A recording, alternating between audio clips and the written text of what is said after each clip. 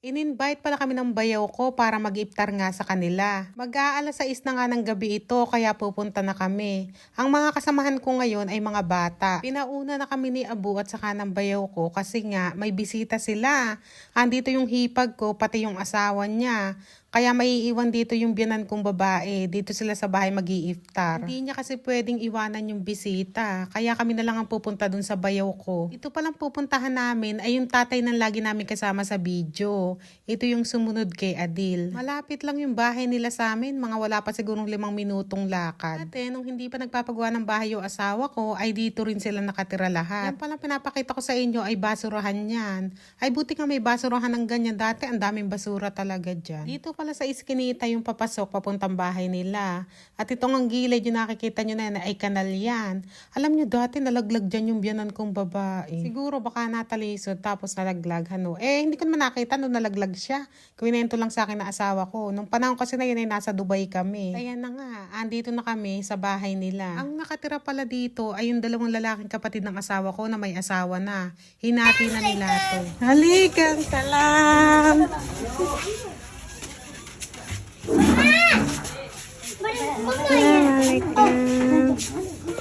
Pagkatapos kong batiin yung bilas ko, ay itinuro niya na ako dito. Dumiretso na nga daw ako dito at maupo na ako. Itong bahay na ito dati, nung unang pasyal ko dito sa Pakistan, ay ito ang guest room nila. Tapos, nung nagpagawa ng bahay yung asawa ko, aday sabi na nga tumirebyanan ko, aday sila na lang naiwan dito na magkapatid na may asawa na.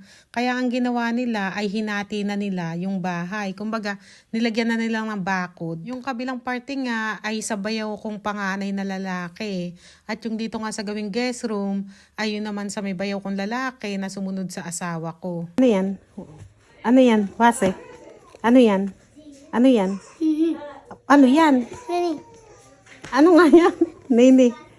बाद में खाएंगे जब रोजा होगा Oh, ano yan? करूँ Samosa? हाँ Ano yun? Ano yun? मालते Malte? हाँ Ito, ano to? खजूर Kajur? Ano yun? Ano yun? Yan, yung may takip. Oo, ayan. चावल Chawal. Ano to?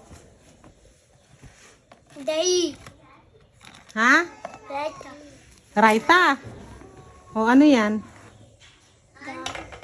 Ha? आलू Alu. Patatas yun, alu. Ano to? चावल Chawal. Ano? Ano to? Ano to? तरबूज Ha? तरबूज Tarbus. Tarbus. Hindi talbus. Baka naman talbus ng kamote. तरबूज नहीं Ano? Tarbus? नहीं Tarbus. तरबूज नहीं Ano? Mariam, ano ba to? Ano to? Ha? Urdu, ano yan? इसको क्या कहते हैं उर्दू में क्या बोला Urdu Anong tawag dito? ka. Ha? अच्छा उर्दू में इसको क्या कहते हैं Murgi?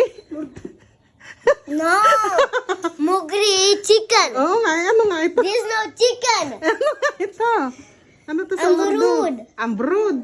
Ano? Ambrud. Ambrud. Mali pala. Turo mo sa akin eh. Ambrud ba? हाँ Ambrud. डालेगा मुगरी मुगरी chicken Ako nagsabi na mugri.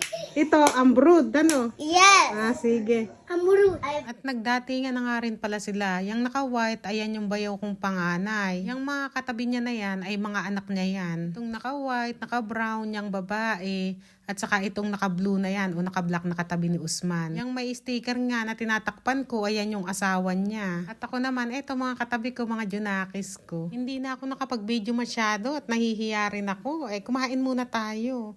Pagkatapos nga namin kumain, ay umuwi na rin kami.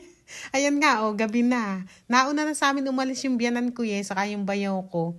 Kaya kami na lang ni Mariam ang pauwi ngayon. Dito nga sa iskinita ay madilim, kaya nag-flashlight ako. Kaya siguro nalaglag dati biyanan ko dyan dahil nga madilim na ganyan. At syempre, alam ko may magtatanong sa inyo na, hindi ka ba natatakot, madam? Ang dilim.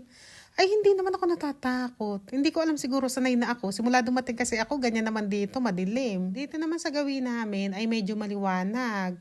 ay iniwan na ako ni Mariam. Ako na lang mag-isa ang naglalakad. Sobra, bilis magtatakbo. At ayan pala, andito na kami sa labas ng bahay namin. Andito pa pala yung hipag ko dahil ayan pa yung sasakyan nila. O, tingnan mo, nakabunggo pa si Rafe.